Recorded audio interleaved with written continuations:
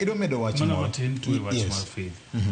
Ang'e ni bro yudo thuolo mar bedo kode chenro mopogore opogore keng'iyo weche maluwore ga putni.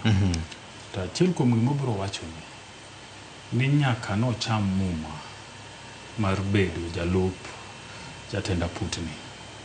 Mine mathoth ma nyithindgi oselal, osehinyore kaluwore gi ng'anyo matimore pacho ka, osegone simu.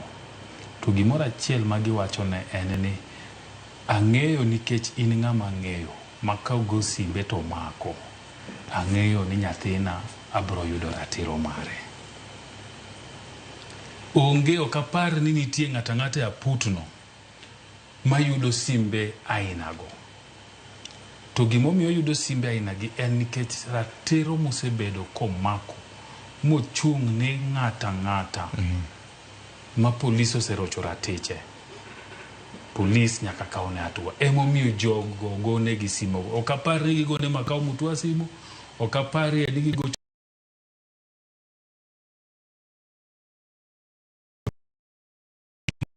gigoyo to mako. Ekite mane governor wacho cha. Ekite mane Fred wacho cha. Nikech king'iyo kata mana gino no kama jei tena no king'iyo team cha. Bende nitiere jok moko ma ok chal gi gino. Ok wadwa luongo gi ka. To bende ni Faith ni kacha. Ema miyo japiny ma onge go. Ni nitie ng'ato kacha makalno makuwoda tagone simo saa 8 otieno. Teka kowuok to dhi Kamkunji. To bet kanyo manyako gonu wuoda. Nochiwore. Pro bono mok chule kata siling. Kata mana jo Kenya mane lal ng'ato lal okone ndache. Faith no kende mane miwa breaking news ni ng'ane waseyudo report ni ngima. Chieng' moro achiel ibro bet gi Faith piny mondo ogoni mbaka. Kit simbe moyudo, seche moyudogi, to kotimo matek ma jogi owuok.